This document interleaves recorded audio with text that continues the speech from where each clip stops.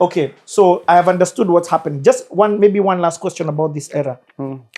How are you making money? Good question. So we've just built a whole ecosystem. So it's just different tabs. So one is our event tab. I've started now doing jingles. We're producing jingles. We're producing artists. Okay. We're selling albums. We've not yet gone into our corporate season yet. Okay. So at this point, it's still very artist and artistic, and probably my favorite season of Kijiji. In the sense that pure. It's pure. It hasn't had to adjust to the realities of life and the world. Okay, right? I get it. So at this point, we're like, man, we're excited about writing, about recording. It's what I envisioned, an amazing record label should be. We're doing events, we're putting together events, we're trying out different things. We're very ambitious, and very courageous, I think. There's I guess little to lose because we have nothing.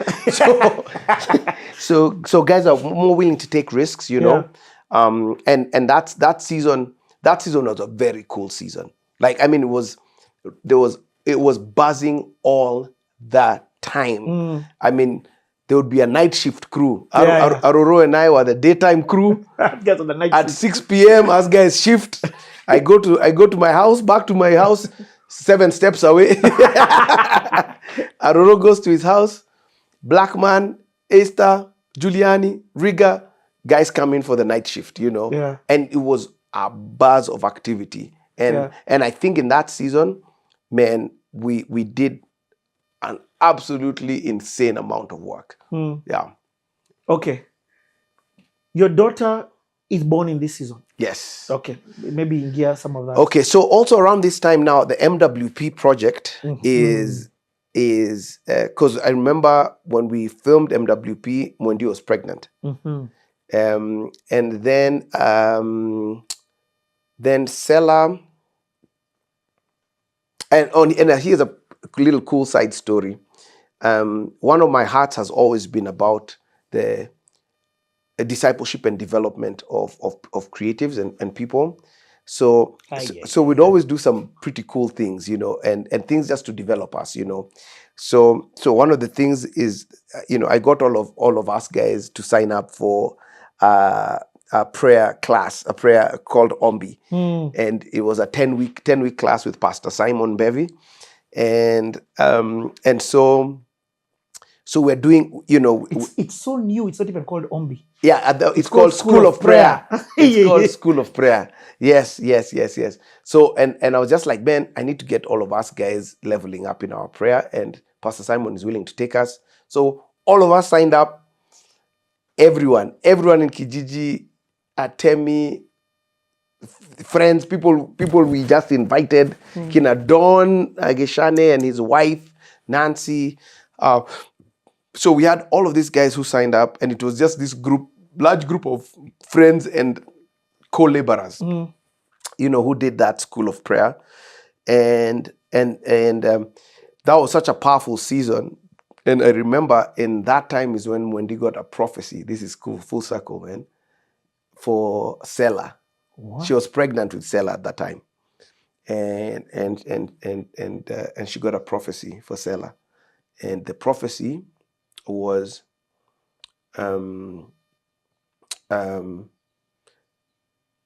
that she'd be like a flower in a desert, and like, in fact, flower in a field of grass. Actually, flower in a field of grass. So, and the whole thing was that she's gonna be different, but her difference is what's gonna make her stand out and shine and whatnot, and this and that. And I can't remember what Wendy wrote all the prophecies, but that's what I remember. And the reason I remember it is because a few months ago, Sela was in a session where someone told her she's a flower. Wow. And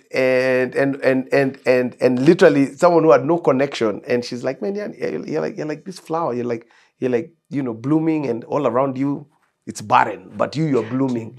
And now being able to connect that story for her is so cool, you know, because I know how the prophetic word over my life was something that just kept on anchoring me through my life, you know, to this day.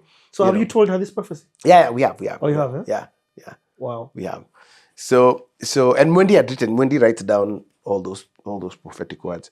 So anyway, so Wendy's pregnant with Selah. During the MWP recording, Selah gets born when we're now living in that house in Naivasha Road. And a small funny side story. So I don't know if you remember this, but so we moved into this house. If you want to imagine it, it's like an older, almost colonial era house. So, you know, where everything is small in the house, you know, small sinks. It was so nice. But it was very nice, right? Homely. It's a bungalow on an acre and a half. There's a whole bunch of apartments there now. Yeah, exactly. It's a huge piece of land. So that's where we're staying. And then the studio is there. And there was even a little cottage. Our digs. Yeah. There's even like a little... First time's office. Yes. And then it became our digs. Yes. So anyway, so that's the kind of like environment that, you know, that we're operating in. But it was an older house. And so, you know, we rent the property, you know, I start living in there. And at that point it was a bachelor pad. So there was just, if you came into the living room, there were just mattresses on the floor, because that's where everyone slept. And then I think even me, there was a time I removed my mattress from the room and brought it to the living room because the vibes were too good in the living room. So but that Jege, Easter, Black Man, like it's literally a commune, you know. And then Mwendi's dad, her late dad, announces he wants to come see where Mwendi's gonna go. And you guys, we have like a week to prep the house for the arrival of them there. Let me tell you, I didn't know first of all that stone could be scrubbed. Because this guy, someone told me, but they bring these bristles and they can scrub the stones outside. Boss, we transformed that house, painted it, varnished the floors, removed the mattresses. My mattress went back to the bedroom. We transformed that house in like days. When the guy came, it was smelling of paint. But it was immaculate. And I remember him just walking around, used to walk with his hands folded. And I'm like, yeah, we did okay. Your daughter is coming it's coming to an okay place. But that was crazy, the amount of pressure. But everyone chipped in. It was like crisis mode. Yeah, that was pretty cool. Anyway, so Selah gets born there, and we're there for 2 weeks. What does that do for you? So I don't know why. I feel like you are instituto. I was no. So yeah, you're very correct. So which is where I said Selah is born, and then I'm with her for 2 weeks, and then after 2 weeks I head out to the States for the Mavuno Worship Project tour. You're a ninja. Which I shouldn't have done. Now I know, sweetie, I know I shouldn't have done that. You're a ninja. First child. 2 weeks later, I'm off on tour, and we're there for 5 weeks. So I missed those 5 weeks of Selah's life, and just her coming into the world, and Selah came with a bang. Selah was extra. She was extra, man. Her schedule was exactly opposite. Like when everyone is supposed to sleep, she would be awake. When everyone is awake, that's when she wants to sleep, you know. And I just remember that season just being so super hectic, and even me going on tour, like Wendy was just like, hey, I can't. So she actually moved to her parents' house because she's just like, hey, That's I why I can't do remember. this. Yeah. Because us guys Yeah. were in the digs. Yes. I So remember. you guys kept the digs. Yes, Yeah. I remember. Yeah. So that was But what did that do epic. for you? Did you like? For me, the birth. I say I felt a new emotion when my daughter came, and that emotion was called responsibility. It's when I figured that I'm responsible. I thought it's not even so much with the wife. Yeah. With the kids. Yeah. How did you feel? Yeah, man. Let me tell you, it's definitely that first child.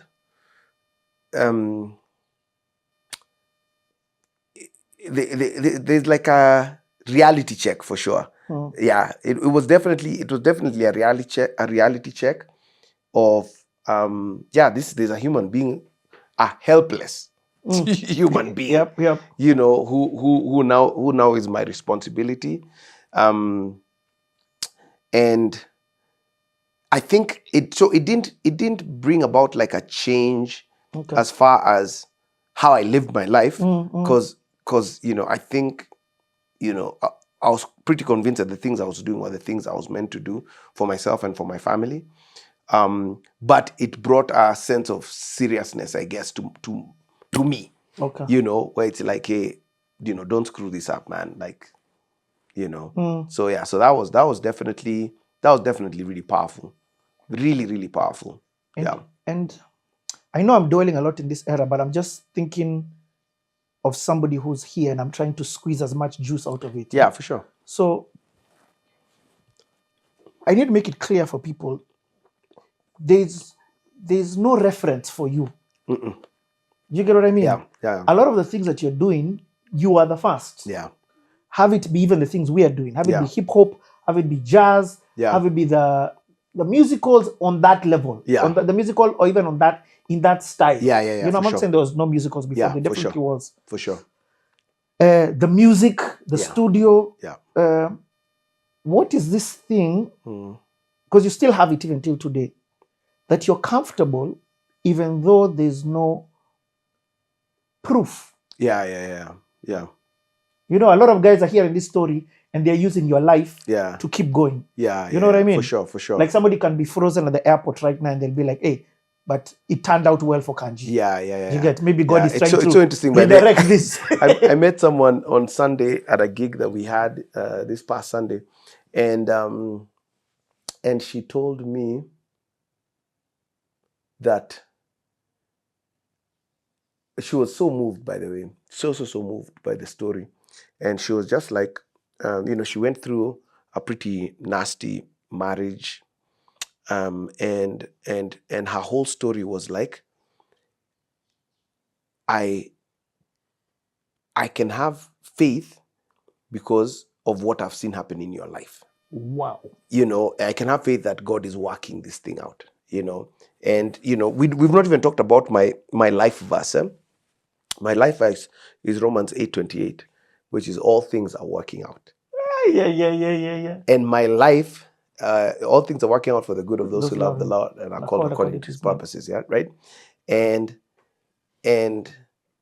that's my anchor, right? But then how uncanny is it that is literally my life story? That everything, good, bad, ugly, everything is working out for his purpose, right? Everything is working out for his purpose. And when I say that whole thing of like it's for your good doesn't mean for your feel good, right? Because guys, sometimes we think it's about everything's working out for me to feel good, right? Some things you go through don't feel good, but they are for your good. good. They are good, yeah. But they are good, right? So everything's working out for your good and for his purpose, right? Romans 8:28 talks about all things are working out for the good of those who love the Lord. I hold that to be true in my life, and I hold it to be true in your life.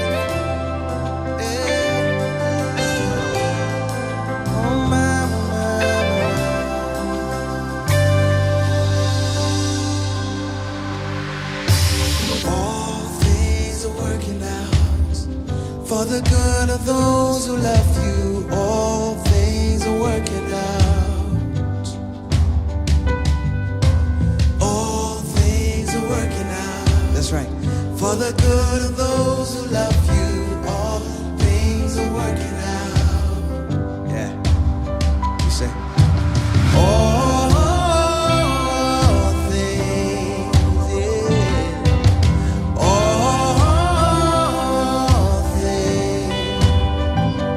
You're the one we call when everything around us falls apart. You calm the storm. You're the one I need to step into my situation and to rescue me. Yeah. All things are working out for the good of those who love you. All things are working out. Oh, all things are working. That's right, that's right. For the good of those who love you, all things are working out. Yeah. See, all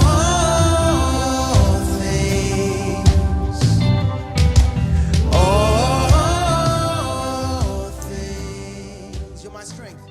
You're my strength. And so she was just like, man, I can be able to, this current time and stress and whatever that I'm in right now, I know that I'll be able to look back, you know? And so I think that for me is like a really, really big thing, man. So what enabled me, number one, I think I try to be conscious of the cost, but I also, so I try and hold two things in tension. One is the cost of what you're doing. Like, I'm not just talking about cash. I'm talking about, you know, what's the cost of it, right? But number two, I'm holding also what is the cost of not doing it. Wow. Right? And obviously understanding that everything has to go through a try, right? You know, to get a Michael Jordan, you have to get a guy who's willing to pick up the basketball and try and dribble and make a mistake and whatnot, right? So everything has to start with a try, right? So the one thing I'm not afraid to do is to try. And the second thing is, and I think I've learned this over time, one is to assess. Like I'm very, very, very, very anal about analyzing what I've tried, right? So it's not just a blind trial. It's because I want to try and understand, you know, what did we do? If it was successful, what did we do for it to become successful? So you can if it was not, if it was not, then what do we need to try and fix next time? And then also, there's like a thing at the end of that is also to fail quickly. So be willing to call the game. Because I think sometimes you're so caught up in your idea that you can keep at it even if it's the wrong idea. So, but if you're analyzing and you're seeing, man, we set out to do this, did that happen? No. Okay, let's tweak this, tweak that. Try it again with those tweaks. What did those tweaks change? Nothing. Okay, let's try it again. Tweak this and tweak that. It's still not working. Shut it down. Let it go. Shut it down. Yeah. Wow. Yeah. So be willing to fail quickly. And because your failing quickly allows you to get to the next thing. Wow. Yeah. So you're short-circuiting the next thing if you keep the old thing that's not working going. Yeah. You get that? So profound. And now, looking back, I'm seeing it. Do you get what I mean? Looking back, I can see the amount of things that you have tweaked. And this one, maybe I am jumping ahead or not, but it's just the one, like I've not even thought about this in years. Can you remember, like you did something with your face on stage? Yes. We were remembering that with Wendy. Hey, that was rough. But So- you stopped. yeah, but You we get what stopped I it. mean? We It was stopped just it. that one, and Yeah, and you're like, that wasn't the idea, and it was. But you're analyzing. and oh my God! And it's this thing that you're saying, acting and music. So just for context, explain to people what you did. I know I've jumped a bit ahead. Yeah, of that, yeah. but Okay, just- okay. yeah. Yeah. So Did the Micah house exist when you came back, or did you now include that? It didn't. Oh my God! So there was the hospital that was opening. And then, so the vision was for it to be similar to what Kimberly was. And then in 2020, during the middle of COVID, when kids still needed to get their cancer treatment, but everything was so hard, I said, I don't want empty beds at the hospital. I want us to create space for these kids who've traveled far to be able to stay. So that's when it started. And then I had a dream. And in the dream, in the entrance was Micah 6:8. It was do justly, love mercy, and walk humbly. And I knew it was called Micah's house. I knew that there was a place for these families to come. And so in 2022, we built it. And how are you getting the funding to do these dreams or these visions that you're getting? So for most of our infrastructure and construction, some has been donated by churches, some has been individuals, some have been foundations. So we're really intentional about what we're trying to create, the way we communicate it, what we're asking for.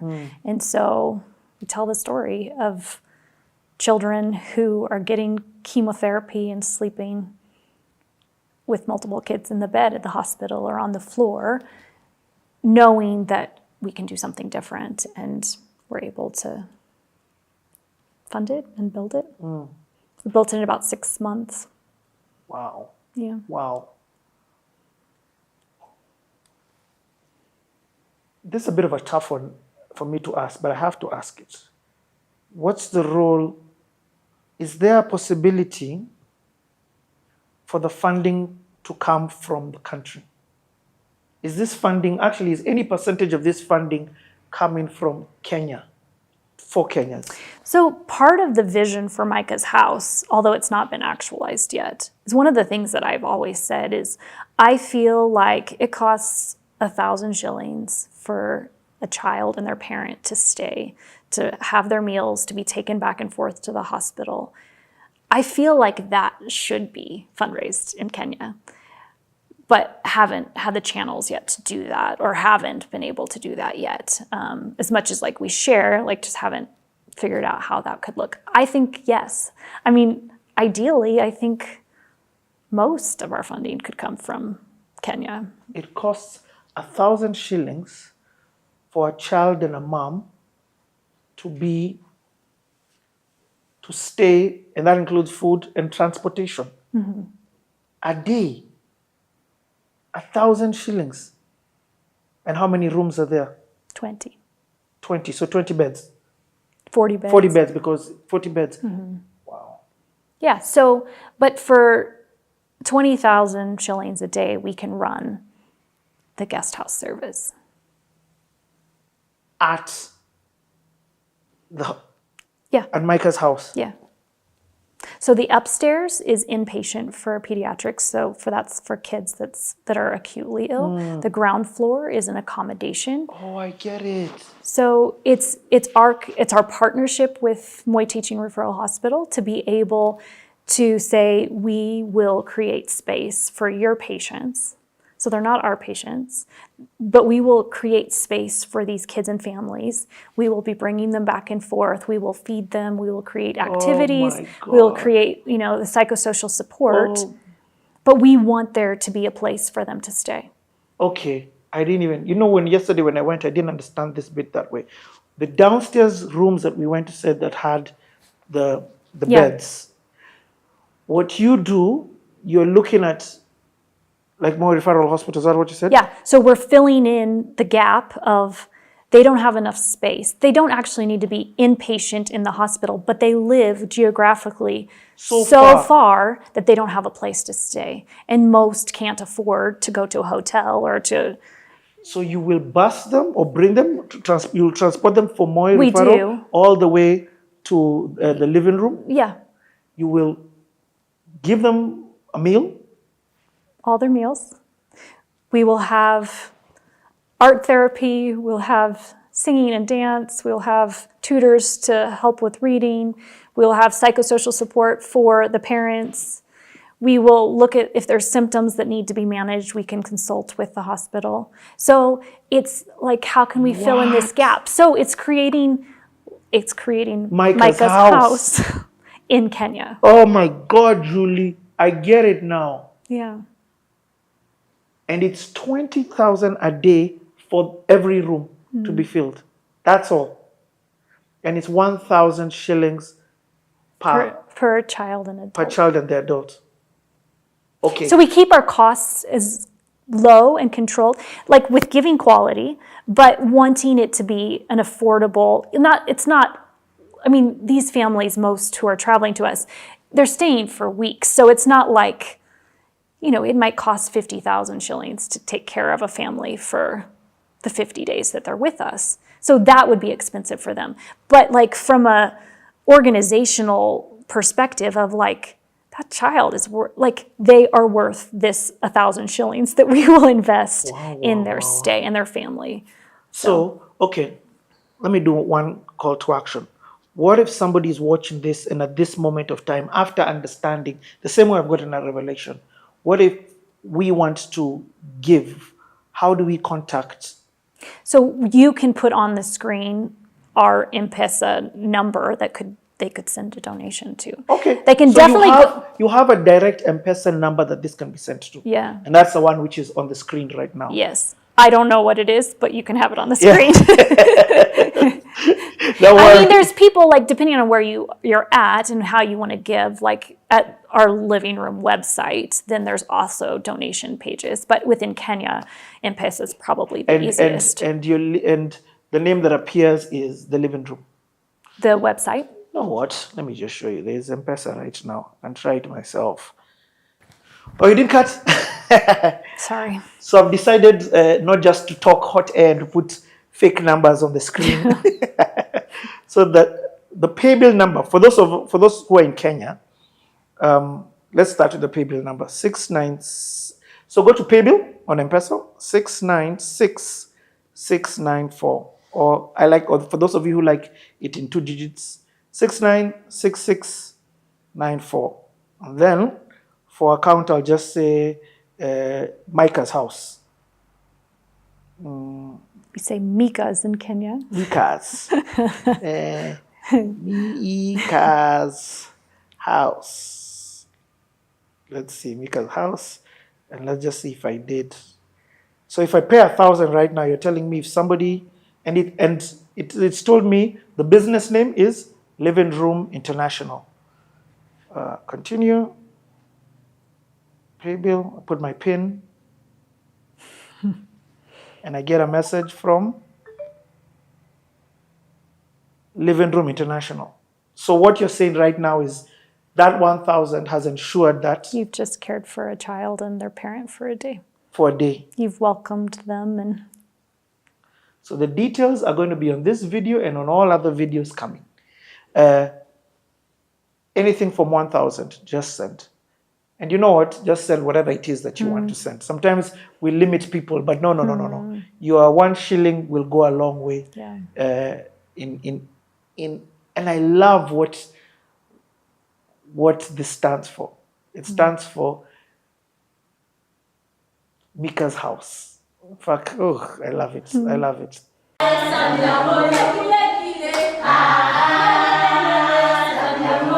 The need for the guest house was evident to our team, to myself, before our family traveled 10,000 miles to Los Angeles for our boys to receive their bone marrow transplants, and before a family so generously welcomed us.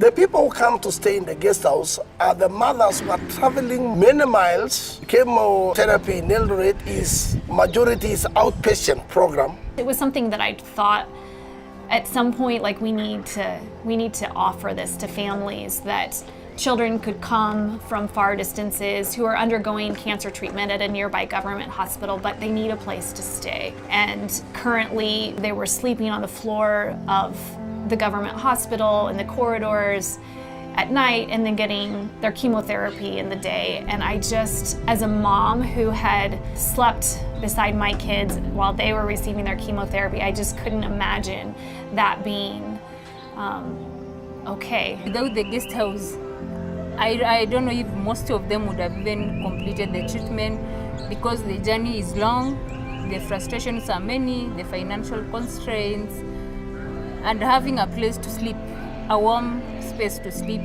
to have their children away from the needles, from the hospital environment, away from the doctors, it makes even healing possible. Micah's guest house is located on our living room Eldred campus. It's about a 5-minute drive from the government hospital where these children are receiving their oncology services, their chemotherapy, their radiation therapy. The guest house has 64 beds in it, and so we're able to take care of a child plus a parent, or sometimes it's a sibling that accompanies the child, and they've traveled from all over the country, many hours, and they need a place to stay. Almost every family that we serve in the guest house, they come from a low income background, and we didn't want cost to be the prohibiting factor. We're offering the accommodation and the care that we provide to these families for free. It costs about $10 a day for the child and parent to stay with us, for us to be able to feed and care for them. And we just feel like that's something we want to be able to offer them, and for it not to be another burden for them to have to think about. They ask a lot of questions. Why? Why me? Because majority of them, they think they don't deserve it. And we always say all these have been done because somebody loves you and he cares for you. And when they hear that, for the first 3 or 4 days, they are watching. If really, is this us? Even when they are given a room, a mother and a child, that they are not sharing with anybody else, they are sharing as a family, and they receive a meal, they receive warm water to shower.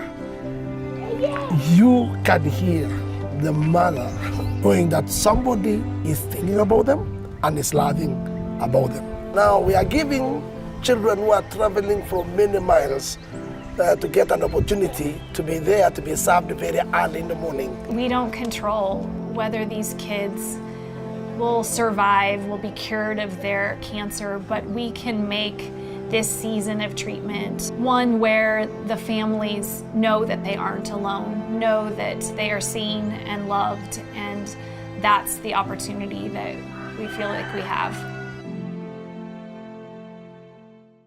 Thank you It so stands much. for hospitality, Hospitality. and making room and giving a chance for healing to come, and for a family to not feel alone on a hard journey. Imagine if you had to think about rent in the mix of hospital bills, in the mix of... Or when that's not even an option. You know, it's not an option, but you're still going to do whatever it costs. We kind of had a best case scenario. It was so hard, and yet my kids had a bed. Yeah. You know, so wanting that for others is actually what we're doing. Wow. One thing that I love about you, Julie, you always, this whole story, the one thing that has been a running thread in your story, every time you experience something as difficult as it is, the question that you always ask yourself is, what about the others? What about the others who don't have the privilege that I had, or who don't have the opportunities that I had? What are we going to do for them? Yeah. So you're wanting for them what was somehow graciously extended to me, or to us. Oh my God. That is the height of saying thank you. I mean, I'm not saying that's why God makes this thing happen. He doesn't make them, but I'm sure that's why he allows them.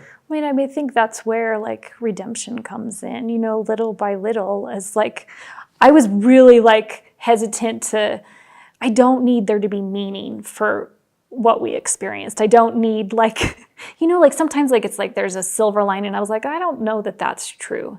What I feel is like we experienced really hard things, and we experienced God's love and community within it. And like, I want that for others. Wow. Wow. This wasn't part of the vision. Micah's house wasn't part of the vision of the space.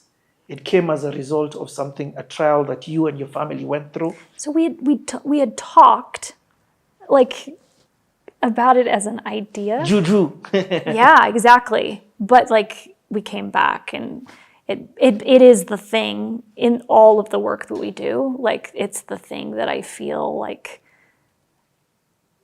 I feel so deeply grateful and proud that we get to do it. Not that the others I don't. It's just this is the thing where it's like I want this. I really, really want this for these families. Okay, let's talk about then the living room hospital. Now, thank God that we sort of filmed some content so people are seeing what it is. Yeah. But I still want you to share what then becomes the vision for this, especially in terms of what then did you want the government to know is possible. Okay, Julie, where are we, and walk us through.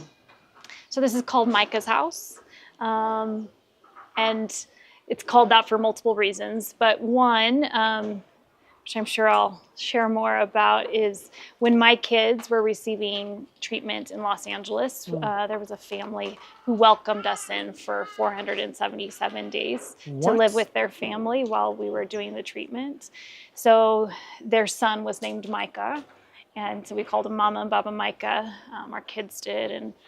And we feel like this space is for other families to be welcomed and to give them a chance for their kids to also receive healing, but also to be accompanied while they're going through treatment. So in Micah 6:8, it says, what is good and what is required, but to do justly, to love mercy, and to walk humbly.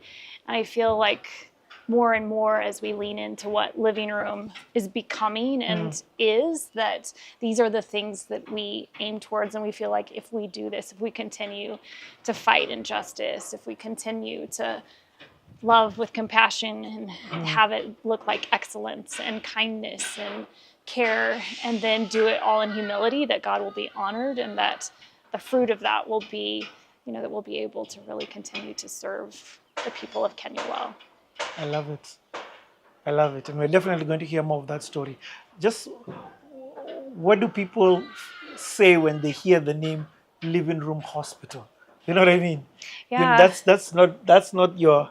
So the name Living Room came from one of the worship pastors at my home church in Los Angeles from years ago, when I told him I just have this dream, this like vision that continues to like sit within me of this home where people can come.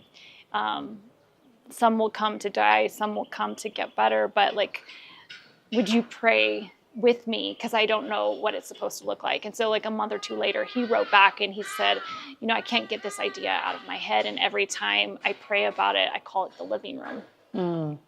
And it just feels like it's all about honoring life. It's all about making space and making room for people to come and feel welcome and feel their value in whatever condition they might be in.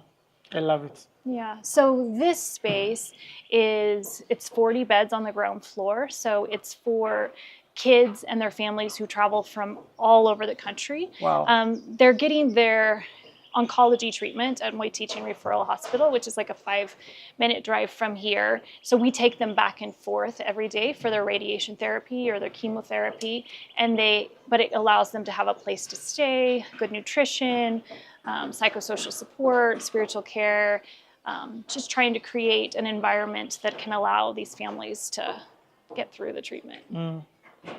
Wow. And previously, because the number of patients at the hospital at MTRH, like these families would have either slept on the floor of the casualty, like get chemo, and then they didn't have a place to stay, so they'd either stay there or like have multiple kids in a bed. So just like to be able to create a space that's safe and that's warm and welcoming, and that partners with the hospital so that they can actually provide the care that is also needed and the treatment that's needed. I feel like, where can we help fill in gaps? What does that look like to do that well? I love that. It's already so hard on the parent. I mean, the parent is willing to do anything for their child. So I love the fact that you're bringing some form of relief. And that, like, I know that from experience too. Like, I know how hard it is for your child to have like such a serious illness, to go through chemotherapy, to like have questions about, are they going to make it through another week? Wow. You know, like I prayed those prayers. I sat in those spaces, and like in best case scenarios, I know how hard that is. And so to create a place for other moms and for other families is like something that I feel really, really grateful for, and like honored that we get to do. Okay. And also I love how the space looks color. Why not?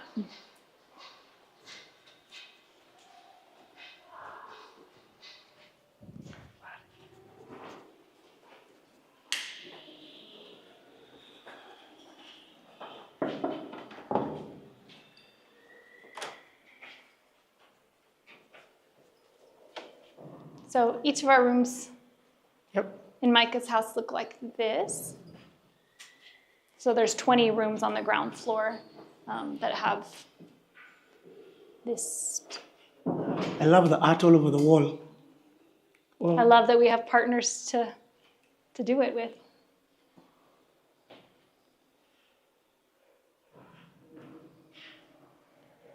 So you said there are how many spaces? There are 40 beds on the ground floor. Okay. Let me show you a few other things here.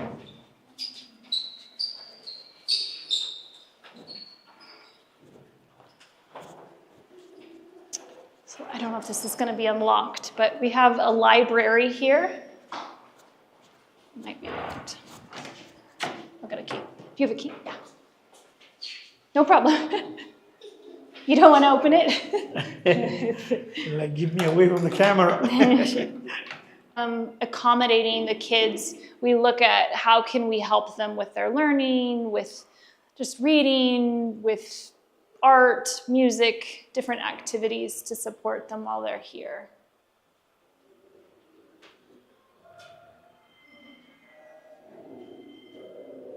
Do they have a Jacob here? They don't have Jacob, but we do have teachers and tutors who work with them. Yes, Yeah. yes. Yeah.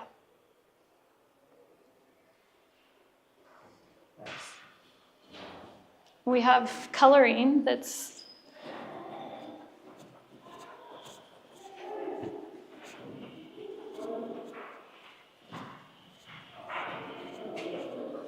wow. I love what you've done.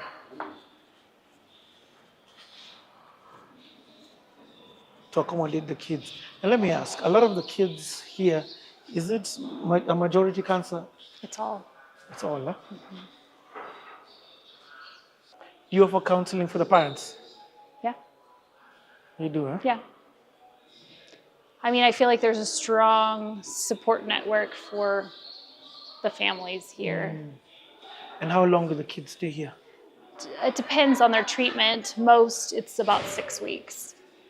Okay. And Others, then some will get like a chemotherapy cycle, to go home, come back. So it's like intermittent. Yes. So during the cycle, they're here. Okay. And radiation therapies, like, so they come for a certain number of days. So do you also have kids here who are in the final stages? Wow. That must be hard. Yeah. I mean, a majority of cancer patients in Kenya are still getting their diagnosis when it's really far advanced.